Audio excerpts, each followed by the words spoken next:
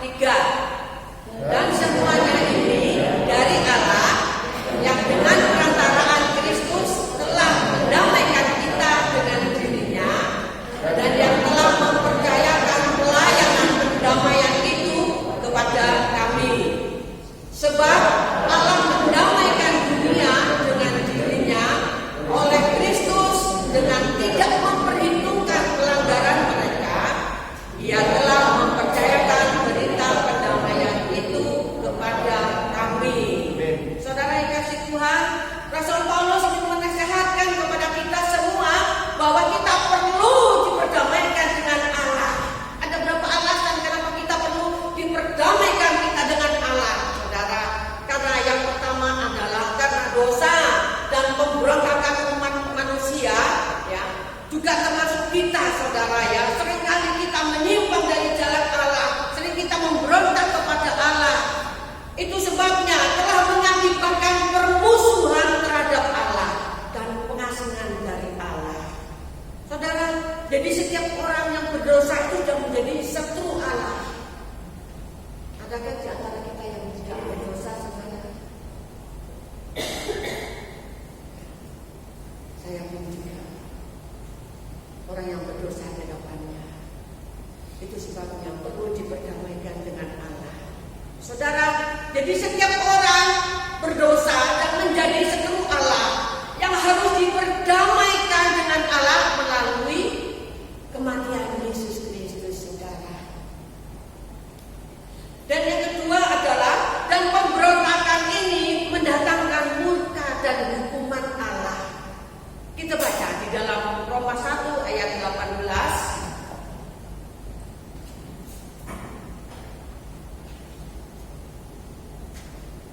Saya bacakan saudara. Roma 1 ayat 18, firman Tuhan mengatakan demikian. Sebab murka Allah nyata dari surga atas segala kefasikan dan kelaliman manusia yang menindas kebenaran dengan kelaliman. Saudara, murka Allah itu nyata, saudara. Murka Allah itu tetap ada jika belum ada pendamaian, saudara. Kalau di dalam perjanjian lama, saudara, jika umat Israel ingin melakukan pendamaian, itu ada suatu hari namanya, ya, hari pendamaian, saudara. Dan ketika hari pendamaian itu, umat Israel membawa korban persembahan, saudara. Pada hari pendamaian itu, bangsa Israel membawa persembahan, korban persembahan sebagai tebusan. Dan perlunya pendamaian itu timbul, saudara, ya. Kenapa pendamaian itu harus dilakukan? Karena kenyataan memang bahwa umat Israel itu berdosa dan sering memberontak kepada Allah. Saudara, kau melihat, ya, sejarah bangsa Israel, ya, terus, ya, orang yang memberontak kepada Allah, orang yang melawan Allah. Bukan bangsa Israel saja, termasuk umat perjanjian baru yang sekarang ini. Ini umat Israel dalam perjanjian baru, ya. Setiap kita, sering kali kita memberontak kepada Allah. Saudara yang dikasih Tuhan, perlunya pendamaian itu, saudara. Dan apabila kita tidak didamaikan, apabila bangsa Israel tidak didamaikan, mereka jelas menjadi sasaran murka Allah. Itu sebabnya ada hari pendamaian, dan itu menjadi ketetapan bagi umat Israel di dalam perjanjian lama, saudara. Ya, hari pendamaian itu menjadi ketetapan. Baca di dalam Imamat 16 ayat 34. Itulah yang harus menjadi ketetapan untuk selama-lamanya bagimu, supaya sekali setahun diadakan pendamaian bagi orang Israel karena segala dosa mereka. Maka harus melakukan seperti yang diperintahkan Tuhan kepada Musa. Saudara, upacara hari pendamaian itu dilakukan harus diulang setiap tahunnya, saudara. Jadi setiap tahun ada ada hari pendamaian. Upacara yang demikian itu bersifat sementara karena dilakukan terus diulang setiap tahunnya. Itu mengacu kepada suatu saat di mana nantinya ada suatu korban yang disediakan oleh Allah yang lebih sempurna, yaitu sampai kepada perjanjian baru Yesus Kristus yang telah menjadi korban pendamaian bagi saudara dan saya. Korban Yesus ini hanya satu kali dan untuk selama-lamanya. Korban Yesus Kristus di kayu salib itu untuk menebus semua dosa umat manusia. Jadi melalui kematian Kristus yang menebus kita, Allah telah menyingkirkan suatu penghalang supaya setiap orang yang berdosa bisa datang kepada Allah. Itu pendamaian, saudara. Nah, saudara, gereja Tuhan juga dikaruniakan pelayanan pendamaian, saudara, supaya memanggil seluruh umat, seluruh umat yang belum percaya, seluruh umat yang berdosa, supaya datang kepada Allah. Melalui gereja dikaruniakan oleh Allah, ada pelayanan pendamaian. Saudara, luar biasa kalau kita diperdamaikan dengan Allah, ada suatu hal keuntungan yang kita akan dapatkan, yang akan kita peroleh, saudara.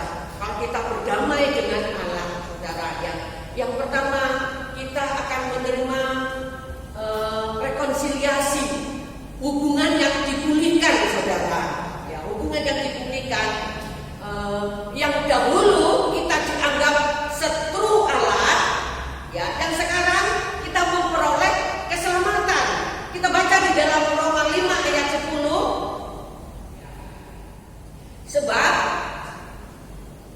jikalau kita ketika masih seteru diperdamaikan dengan Allah oleh kematian anaknya, lebih-lebih kita yang sekarang telah diperdamaikan pasti akan diselamatkan oleh hidupnya. Amin, saudara. Kita dulu menjadi setru Allah, saudara.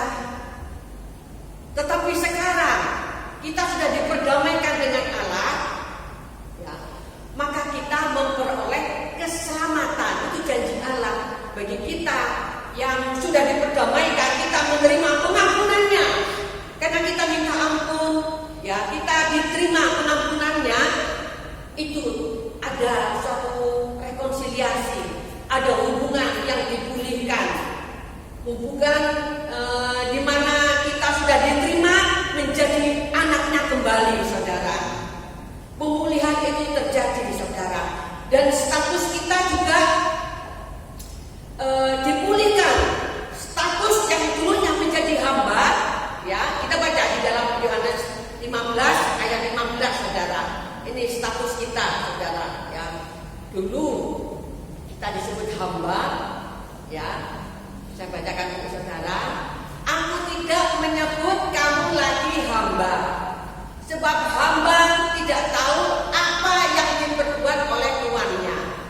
Tetapi aku menyebut kamu sahabat, karena aku telah memberitahukan kepada kamu segala sesuatu yang telah kudengar dari Bapakku.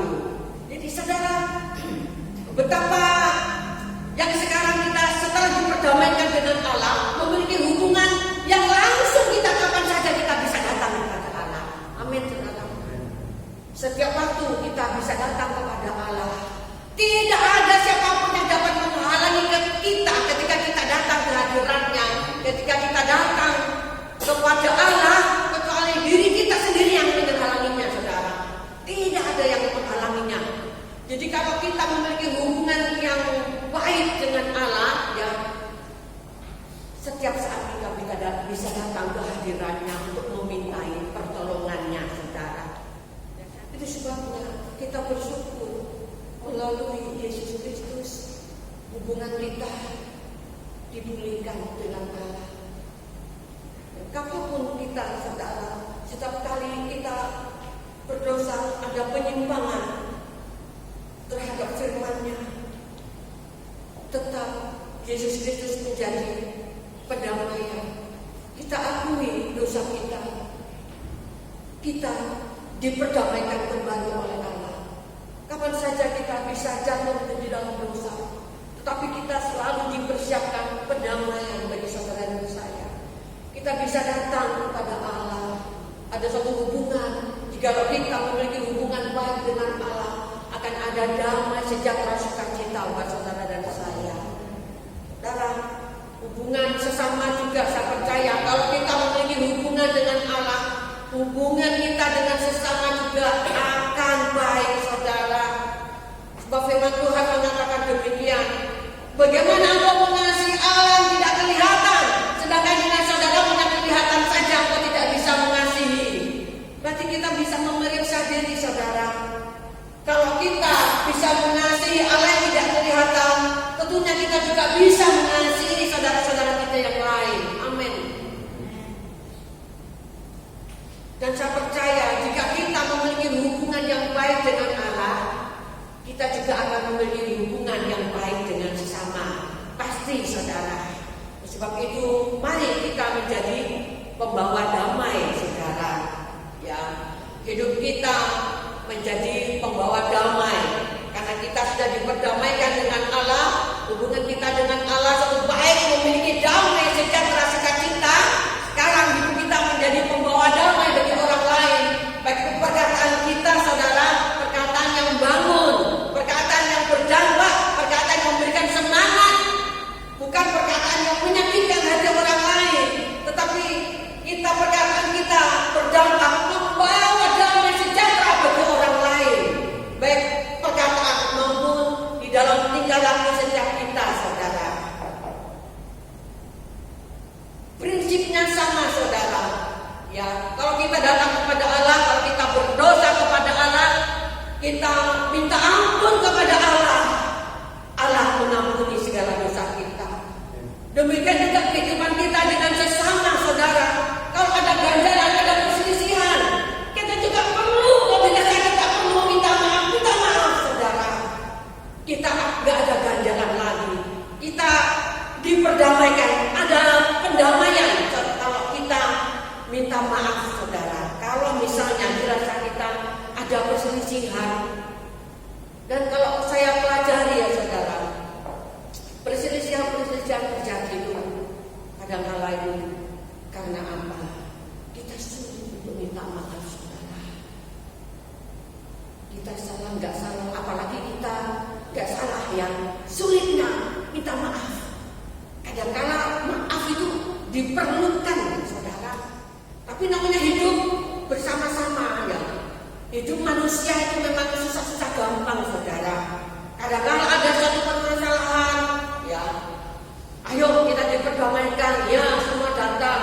Ayo diperdamaikan, ayo kita saling-saling ya memaafkan, mengampuni. Kita doakan sama-sama, ya, amin. Setelah itu besoknya masih menyimpan kesalahan orang lain, jadi masih gak ada damai, saudara.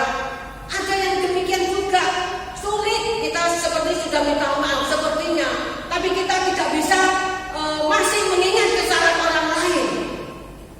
Jadi ya, dosa itu ternyata membuat kita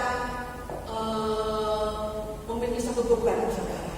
Ya, dosa itu menjadi beban buat kita, sangat menderita, saudara. Kita menyimpan kesalahan orang lain saja, tidak enak, saudara. Ya, nggak ada damai sejahtera. Tetapi pengampunan itu, ya, pendamaian itu mendatangkan ketentraman jiwa, saudara. Melalui Paskah nanti minggu depan, Tuhan ingin memulihkan kehidupan setiap kita. Berdamailah dengan semua orang, saudara. Ya. Berdamailah terlebih dulu dengan Allah kita. Ya. Ada apa hati kita? Ya. Sehingga kalau kita masih berdosa, masih menyimpan dosa, itu tandanya kita menjadi setru Allah. Dan kita harus minta ampun kepada Allah, saudara. Supaya kita tidak ada ganjalan. Kita berdoa pun kepada Tuhan enak, ya. Dan doa pun nanti akan mendapatkan jawaban, saudara. Karena firman Tuhan mengatakan, ya, bukan sanggup menolong engkau. Ya. Bukan kurang tajam pengenalan Allah akan engkau, tetapi yang menjadi pemisah antara engkau dan Allah adalah dosa, saudara. Menjadi penghalang berkat-berkat kita, rugi kita, saudara. Oleh sebab itu, biarlah pada pagi hari ini firman Tuhan menyadarkan kita semua, saudara. Mari kita menghampiri tata kasih karunia Allah, karena kita sudah diperdamaikan dengan Allah. Enggak ada penghalang lagi yang kita datang selama waktu datang kepada Allah untuk terus minta ampun, untuk terus mengadakan hubungan yang intim dengan Tuhan. Kemudian hubungan dengan sesama kita juga, saudara, yang mari kita berdamai, saudara. Kita kalau perlu kita bisa minta maaf dan saling memaafkan, saudara, karena itulah menjadi kehendak Tuhan, supaya hidup kita penuh dengan damai, sejahtera, sukacita. Oh, haleluya.